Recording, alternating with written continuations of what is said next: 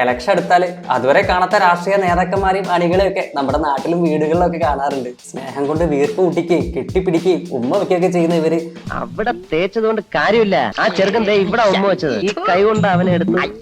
പക്ഷെ ഇലക്ഷൻ കഴിഞ്ഞ ആ പരിസരത്ത് പോയിട്ട് ആ നാട്ടിൽ തന്നെ കാണാറില്ല. എല്ലാവരും അങ്ങനെയാണെന്നല്ല, പക്ഷെ മെജോറിറ്റിയും അങ്ങനെ തന്നെയാണ്. അതിന് ഏത് രാഷ്ട്രീയ പാർട്ടി ആണെങ്കിലും ഇങ്ങനെയുള്ള രാഷ്ട്രീയക്കാരെ കളിയാക്കി രാഷ്ട്രീയക്കാരുടെ ജീവിതം പറഞ്ഞ ഒരുപാട് സിനിമകൾ ഉണ്ടായിട്ടുണ്ട്. അങ്ങനെ ഈ വേനൽ ചൂടിനോടൊപ്പം വന്ന ഇലക്ഷൻ ചൂടുകാലത്ത് കണ്ടിരിക്കാൻ പറ്റിയ മലയാളത്തിൽ ഇറങ്ങിയ 10 രാഷ്ട്രീയ സിനിമകൾ ഏതൊക്കെയാണെന്ന് നോക്കാം.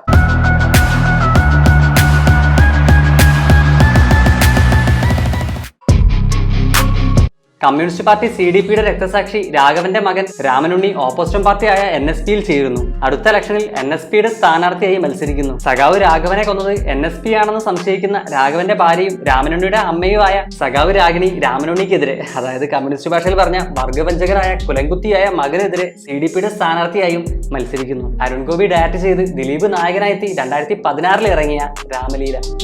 ഇലക്ഷൻ പ്രചാരണത്തിനിടയിൽ രാമനുണ്ണിയായിട്ട് പ്രശ്നം ഉണ്ടായിരുന്ന CDP നേതാവ് അമ്പാടി മോഹനൻ കൊല്ലപ്പെടുന്നതും അതിൽ ആരോപണ വിധേയനായ രാമനുണ്ണി ഒളിവിൽ പോകുന്നതൊക്കെയായിരുന്നു സിനിമയുടെ കഥ. പല പ്രമുഖ പാർട്ടികളിലെയും ഉന്നതന്മാരായ നേതാക്കന്മാരുടെ മക്കള് ആദർശം നോക്കണ്ട നിന്ന് നിൽപ്പ് തന്നെ മറുകണ്ഠം ചാടുന്നതും, അതിന് ഏത് പാർട്ടിയായാലും ഇങ്ങനെ മറുകണ്ഠം ചാടി വരുന്ന ആൾക്കാരെ അടുത്ത ഇലക്ഷനിൽ മത്സരിപ്പിക്കുന്നതും, ചില പാർട്ടികളിലെ ആദർശം കൂടിയ നേതാക്കന്മാരെ പാർട്ടി തന്നെ ഇല്ലാണ്ടാക്കുന്നതും ഒക്കെ കണ്ട നമുക്ക് കണക്ട് ആകുന്ന ഒരു നല്ല പൊളിറ്റിക്കൽ ത്രില്ലർ സിനിമ തന്നെയാണ് രാമലീല. സ്മാരകങ്ങളും രക്തസാക്ഷി ദിനങ്ങളും ഉണ്ടാക്കാൻ ഇനിയൊരു മോഹനൻ വേണ്ട. ഇവനെ പോലുള്ളവന്റെ ഉന്മൂലനത്തിൽ വിശ്വസിക്കുന്നുണ്ട്. അതുകൊണ്ട് മാത്രം ഞാനും കമ്മ്യൂണിസ്റ്റാണ്. അടുത്ത ഇലക്ഷനിൽ എങ്ങനെയും ഒരു സീറ്റ് ഒപ്പിക്കാൻ പാടുപെടുന്ന, സ്വന്തം തടിക്ക് കേടുപാട് പറ്റാൻ ആഗ്രഹിക്കാത്ത കുറച്ച് ഉടായ്പായ കേരള കോൺഫറൻസ് പാർട്ടിയുടെ യൂത്ത് വിംഗ് നേതാവ് അയ്മന സിദ്ധാർത്ഥന് പാർട്ടിയുടെ ജില്ലാ പ്രസിഡന്റിന്റെയും പൂർണ്ണ സപ്പോർട്ടുണ്ട്. പക്ഷേ ഇലക്ഷൻ ആയപ്പോൾ കേന്ദ്രമന്ത്രിയായ മുതിർന്ന കോൺഫറൻസ് നേതാവിന്റെ അതേവരെ പാർട്ടിയിൽ ഒരു അംഗം പോലും ഇല്ലാത്ത ഡോക്ടറായ മകളെ ഹൈക്കമാൻഡിന്റെ പ്രത്യേക പരിഗണന വെച്ച് സ്ഥാനാർത്ഥിയായി കെട്ടിയിറക്കുന്നു. അപ്പോ അതുവരെ ഫ്ലക്സ് അടിച്ചു സ്ഥാനാർത്ഥിപ്പായം തയ്പ്പിച്ചു വെച്ച സിദ്ധാർത്ഥൻ ആരായി? സത്യനന്ദിക്കാട് ഡയറക്ട് ചെയ്ത് ഫഹദ് ഫാസിൽ നായകനായി എത്തി 2013 ഇറങ്ങിയ ഒരു ഇന്ത്യൻ പ്രണയകഥ.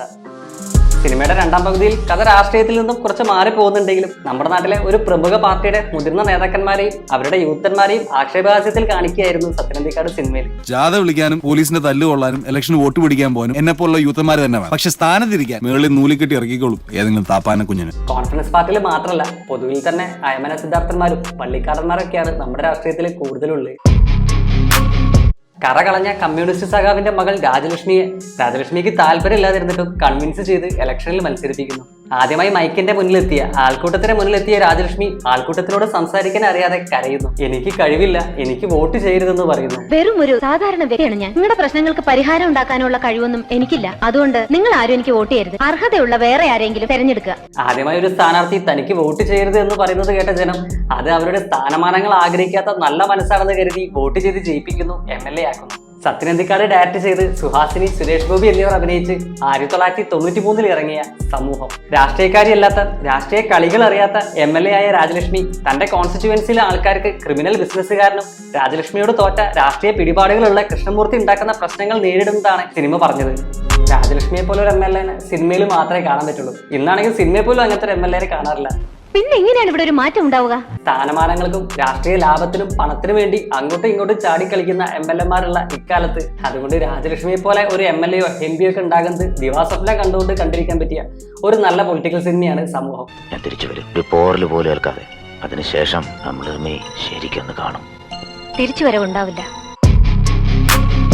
രാജപരമ്പരയിലെ അവസാന രാജാവായിരുന്ന വലിയ തമ്പുരാൻ നഷ്ടപ്പെട്ട രാജഭരണത്തിന് പകരം അധികാരം തിരിച്ചു പിടിക്കാൻ മകനായ മഹേന്ദ്രവർമ്മയെ രാഷ്ട്രീയത്തിൽ ഇറക്കുന്നു. രാഷ്ട്രീയത്തിന്റെ ABCD അറിയാത്ത, സമൂഹത്തിനോട് യാതൊരു പ്രതിബദ്ധതയില്ലാത്ത, അധികാരം കിട്ടാൻ, അധികാരം നിലനിർത്താൻ എന്തും ചെയ്യാൻ മടിക്കാത്ത മഹേന്ദ്രവർമ്മ അങ്ങനെ പണവും സ്വാധീനം കൊണ്ട് കേരളത്തിലെ ആഭ്യന്തരമന്ത്രിയാകുന്നു. ശരി സർ. സി മിസ്റ്റർ നമ്പ്യ, എന്നെ സാറെന്ന് വിളിക്കരുത്. യു കോൾ മീ തമ്പുരാൻ, അതാണ് എനിക്ക് ഇഷ്ടം. തമ്പി കണ്ണന്താനം ഡയറക്ട് ചെയ്ത് മോഹൻലാൽ നായകനായി 1977 ഇറങ്ങിയ ഭൂമിയിലെ രാജാക്കന്മാർ. തുടക്കത്തിൽ തന്റെ മന്ത്രിസ്ഥാനം നിലനിർത്താൻ കൂട്ടക്കൊലകൾക്ക് നേരെ പോലും കണ്ണടയ്ക്കുന്ന മഹേന്ദ്രൻ പതിയെ തന്നെ ഒതുക്കാൻ ശ്രമിക്കുന്ന മുഖ്യമന്ത്രിക്കെതിരെ രാഷ്ട്രീയ അടവുകൾ പുറത്തെടുക്കുന്നു. MLA-മാരെ പണവും സ്ഥാനമാനങ്ങളൊക്കെ കാണിച്ച് മറുകണ്ഠം ചാടിക്കുന്നതും മന്ത്രിസഭയും ഗവൺമെന്റിനെയും ഒക്കെ വീഴ്ത്തുന്നതൊക്കെ കാണിച്ച സിനിമ ഇന്നത്തെ റിസോർട്ട് സംസ്കാരമൊക്കെ ഉള്ള ഇന്ത്യൻ രാഷ്ട്രീയത്തിലും ഏറെ പ്രസക്താണ്. എന്നെ വെള്ളത്തിലിറക്കിയിട്ട് ഈ വഞ്ചി തുഴയാമെന്ന് സാർ വ്യാമോഹിക്കണ്ട. ഈ വള്ളം ഞാൻ മുക്കും. 20 MLA-മാർ എന്റെ കയ്യിലാണ്. എന്നെ തൊട്ടാൽ നാളെ പ്രതിപക്ഷത്തിന്റെ അവിശ്വാസ പ്രമേയം വരും. ഈ വള്ളം മുങ്ങും. പ്രതിപക്ഷത്തിന്റെ സഹായത്തോടെ ഞാൻ വേറെ വേറെ വള്ളം ഇറക്കും. അതായത് ഈ സിനിമയിലെ MLA-മാരും മന്ത്രിമാരും മുഖ്യമന്ത്രിയൊക്കെയാണ് സമൂഹം സിനിമയിലെ രാജലക്ഷ്മിയേക്കാൾ നമുക്കറിയാവുന്ന നമ്മൾ കണ്ടിട്ടുള്ള രാഷ്ട്രീയക്കാര്. കവലച്ചട്ടമ്പി മൂത്ത് മുഖ്യമന്ത്രിയായതാടാ ഞാൻ. നീ കളിച്ചതിനേക്കാൾ വൃത്തികെട്ട കളി കളിക്കാൻ എനിക്കറിയാം.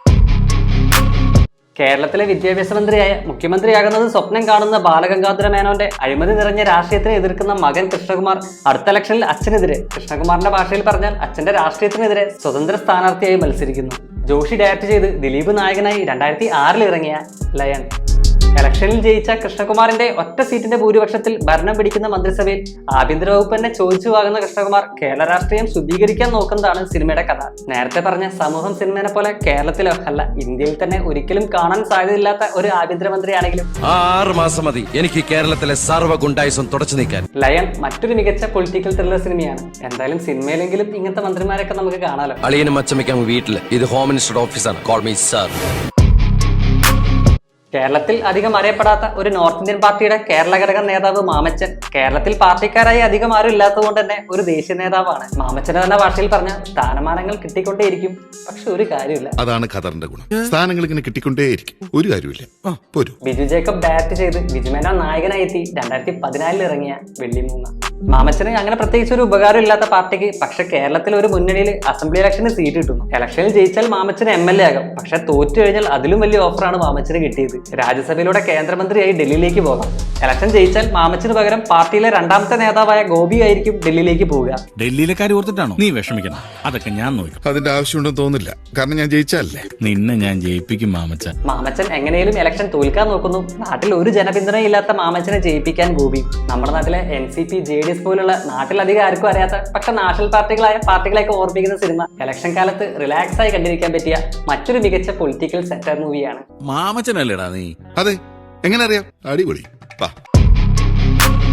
കൈതേരി സഹദേവൻ എന്ന കമ്മ്യൂണിസ്റ്റ് നേതാവ്, ചെഗ്വേര റോയ് ജോസഫ് എന്ന കമ്മ്യൂണിസ്റ്റ് അനുഭാവി, വട്ടു വിജയൻ എന്ന അഴിമതി നിറഞ്ഞ പോലീസുകാരൻ. ഇങ്ങനെയുള്ള 3 കഥാപാത്രങ്ങളുടെ കഥ പറഞ്ഞ് മുരളീഗോപി എഴുതി അരുൺകുമാർ ഡയറക്ട് ചെയ്ത് 2013 ഇറങ്ങിയ ലെഫ്റ്റ് റൈറ്റ് ലെഫ്റ്റ്.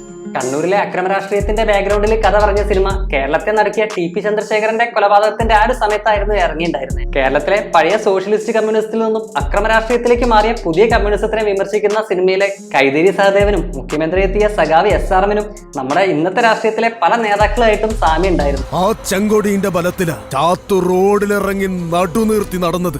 ആ ചാത്തുന്റെ അമ്പുന്റെ ചോര കണ്ട് വളർന്നോനാണടാ സഹദേവൻ. സിനിമയിൽ അക്രമ രാഷ്ട്രീയത്തിനെയൊക്കെ വിമർശിക്കുന്നുണ്ടെങ്കിലും അണികളിൽ ആവേശം ഉണ്ടാക്കാനും അതുപോലെ രക്തസാക്ഷികളെ ഉണ്ടാക്കാനൊക്കെ ഇന്നും ഈ ഒരു കലാപരിപാടി ഒരു മുടക്കില്ലാണ്ട് ഒരു മുട്ടുമില്ലാണ്ട് നടന്നു പോകുന്നുണ്ട്. സഹദേവന്റെ മക്കൾ ഇംഗ്ലണ്ടിൽ പോയി പഠിക്കും, വളരും. ഊർഷനെ തോപ്പിക്കാൻ ബൂർഷായിട്ട് കാര്യമില്ല, ഊർഷന്റെ അച്ഛനാവണം.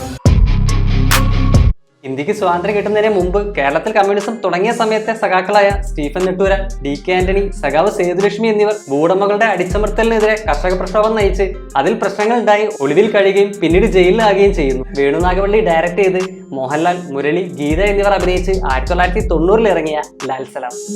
വർഷങ്ങൾക്ക് ശേഷം ജയിലിൽ നിന്ന് ഇറങ്ങുമ്പോഴേക്ക് കേരളത്തിൽ കമ്മ്യൂണിസ്റ്റ് പാർട്ടി ഒരു വലിയ ശക്തിയായി മാറുകയും ആന്റണിയും സേതുലക്ഷ്മിയും പുതിയ കമ്മ്യൂണിസ്റ്റ് മന്ത്രിസഭയിൽ മന്ത്രിമാരാവുകയും നെട്ടൂരാനും സാഹചര്യം കൊണ്ട് ബിസിനസ്സുകാരനാകേണ്ടി വരുന്നതും പിന്നീടുള്ള അവരുടെ ജീവിതമായിരുന്നു സിനിമയുടെ കഥ. കള്ളക്കാശിന്റെ അഹങ്കാരത്തിൽ അവൻ കാണിക്കുന്ന തെമ്മാടിത്തരങ്ങളെയൊക്കെ ന്യായീകരിച്ച് സംസാരിക്കാൻ മിനിസ്റ്റർക്ക് നാണമില്ലേ? നോ, മിനിസ്റ്റർ സേതുലക്ഷ്മി അല്ലെങ്കിൽ സഖാവ് സേതുലക്ഷ്മി. KR ഗൗരിയമ്മയുടെയും TV തോമസിന്റെയും വർഗീസ് വൈദ്യന്റെയും ജീവിതത്തിനെ ബേസ് ചെയ്താണ് വേണു നാഗവള്ളി സിനിമയുടെ കഥ പറഞ്ഞത്. എന്റെ കുഞ്ഞിനെ താലോലിക്കുന്ന പോലെ പാർട്ടി ദർശനങ്ങളെ പട്ടിണിയിലും ഞാൻ താലോലിച്ചു. ഇന്നിപ്പം നെട്ടൂരാൻ കമ്മ്യൂണിസ്റ്റുകാരനല്ല, വെറും ബൂർഷ മുതലാളി, പാർട്ടിയെ സ്വാധീനിച്ച് കള്ളക്കാശുണ്ടാക്കിയ മുതലാളി. കേരളത്തിലെ കമ്മ്യൂണിസ്റ്റ് പാർട്ടിയുടെ ചരിത്രം കൂടി പറയുന്ന സിനിമയായ ലാൽ സലാം മസ്റ്റായും ഒരു കമ്മ്യൂണിസ്റ്റുകാരൻ കണ്ടിരിക്കേണ്ട സിനിമയാണ്. പണ്ടെങ്ങോ സിന്ദാബാദ് വിളിച്ചെന്നോ? എടാ, എന്നെ പോലുള്ളവർ വിളിച്ച സിന്ദാബാദ് പാഴായി പോകാത്തോണ്ടാ നീയൊക്കെ സഖാവ് ചമഞ്ഞ് നടക്കുന്നത്. ആൾക്കാർക്ക് വലിയ അഭിപ്രായമൊന്നും ഇല്ലാത്ത പഞ്ചായത്ത് പ്രസിഡന്റ് ദുശാസനക്കുറിപ്പ് പഞ്ചായത്ത് ഭരണ മെമ്പർമാരുടെ ഒത്താശയോടെ ഇമേജ് നന്നാക്കുന്നതിന്റെ ഭാഗമായിട്ട് പ്രസിഡന്റ് പഞ്ചായത്തിൽ ഒന്നും ചെയ്യുന്നില്ലെന്നുള്ള പേരുദോഷം മാറ്റാൻ ഒരു കുഴപ്പവും ഇല്ലാത്ത ഒരു പാലം അപകടത്തിലാണെന്ന് വരുത്തി പൊളിച്ച് അവിടെ ഒരു പുതിയ പാലം, പഞ്ചവടിപ്പാലം പണിയാൻ തീരുമാനിക്കുന്നു. നമുക്ക് പഞ്ചവടിപ്പാലം ഒന്ന് പൊളിച്ചു പുതുക്കി പണിഞ്ഞാലെന്താ? ചേട്ടന്റെ സ്മാരകമായിട്ട്. അയ്യോ, അതെങ്ങനെ നോക്കുന്നത്? നല്ല പാലം എങ്ങനെയാ പൊളിക്കുന്നത്? KG ജോർജ് ഡയറക്ട് ചെയ്ത് ഭരത് ഗോപി, നെടുമുടി വേണു, തിലകൻ എന്നിവർ അഭിനയിച്ച് 1984 ഇറങ്ങിയ പഞ്ചവടിപ്പാലം.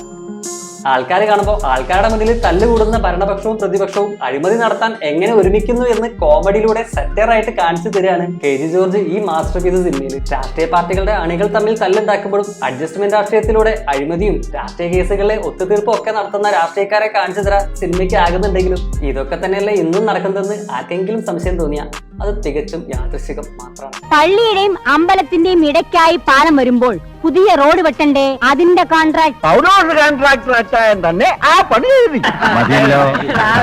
പാലാരിവട്ടം വൈറ്റില ഓവർബ്രിഡ്ജിലൂടെ 40 വർഷങ്ങൾക്ക് ശേഷം ഇന്നും പഞ്ചവടി പാലങ്ങൾ പ്രസക്തമാണെന്ന് ഇന്നത്തെ രാഷ്ട്രീയ പാർട്ടികളും കാണിച്ചു തന്നു.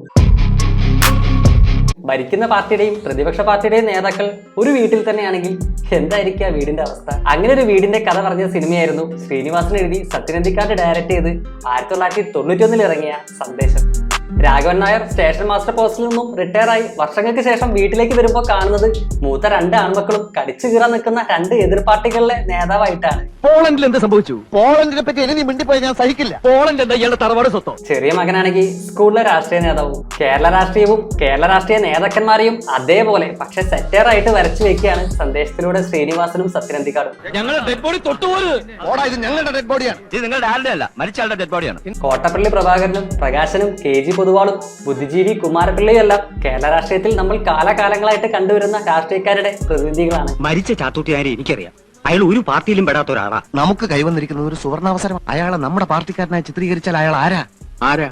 നമ്മുടെ രക്തസാക്ഷി. തെരഞ്ഞെടുപ്പിൽ തോറ്റതിന്റെ ക്ഷീണം ഈ ഒരൊറ്റ രക്തസാക്ഷിയെ കിട്ടുന്നതോടുകൂടി തീരും. ഇന്നായിരുന്നു സിനിമ ഇറങ്ങിയിട്ടുണ്ടായിരുന്നെങ്കിൽ രാഘവൻ നായർക്ക് കോട്ടപ്പള്ളിയും KRPയും ചാക്കിട്ട് പിടിക്കാൻ നോക്കുന്ന വർഗീയ പാർട്ടിയുടെ നേതാവായ ഒരു മകൻ കൂടി ഉണ്ടാകുമായിരുന്നു. അന്ന് BJPക്ക് കേരളത്തിലും ഇന്ത്യയിലൊന്നും ഇത്രയ്ക്കൊരു ഇമ്പോർട്ടൻസ് ഇല്ലാത്തതുകൊണ്ടാണ് അത് മിസ്സായി പോയത്. സെറ്ററായി ഹ്യൂമറസ് ആയിട്ടാണ് കാണിക്കുന്നതെങ്കിലും ഈ സിനിമയിലെ ഓരോ സീനുകളും ഓരോ ഡയലോഗും ഇന്നും ഏറെ പ്രസക്തമാണ് എന്നതാണ് സന്ദേശത്തെ ഇന്ത്യയിലെ തന്നെ ഏറ്റവും മികച്ച പൊളിറ്റിക്കൽ സിനിമകളിൽ ഒന്നാക്കുന്നത്. ബുദ്ധിജീവി ആയില്ലെങ്കിൽ ഭയങ്കര പ്രശ്നമാണ്. സമരത്തിന് പോകണം, അടിപിടിക്ക് പോകണം, അങ്ങനെ പല രീതിയിലും നമ്മുടെ തടി കേടാകും. ബുദ്ധിജീവി ആകുമ്പോൾ നമ്മൾ പുറകിലിരുന്ന് ചുമ്മാ ആഹ്വാനങ്ങൾ ചെയ്തുകൊണ്ടിരുന്നാൽ മതി. ഫാക്ടറി അടച്ചു പൂട്ടിക്കുക, പോലീസിനെ ആക്രമിക്കുക, മുതലാളിയെ കുത്തിക്കൊല്ലുക, നമ്മളൊന്നും അറിയണ്ടല്ലോ, എല്ലാ അണികൾ ചെയ്തോളും. അപ്പൊ ഈ രാഷ്ട്രീയം എന്ന് പറഞ്ഞാൽ കൊല്ലും കൊലയാണോ?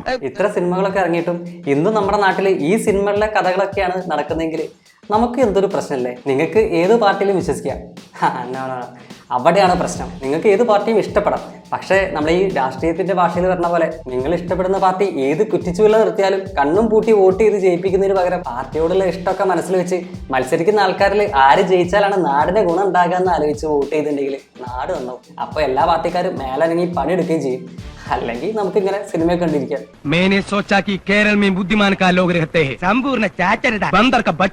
നിങ്ങളൊരു മൂവി ലവർ ആണെങ്കിൽ ഞങ്ങളുടെ ചാനൽ സബ്സ്ക്രൈബ് ചെയ്യുക. മൂവി ലവേഴ്സ് ആയ ഫ്രണ്ട്സുകൾക്ക് ഷെയർ ചെയ്യുക.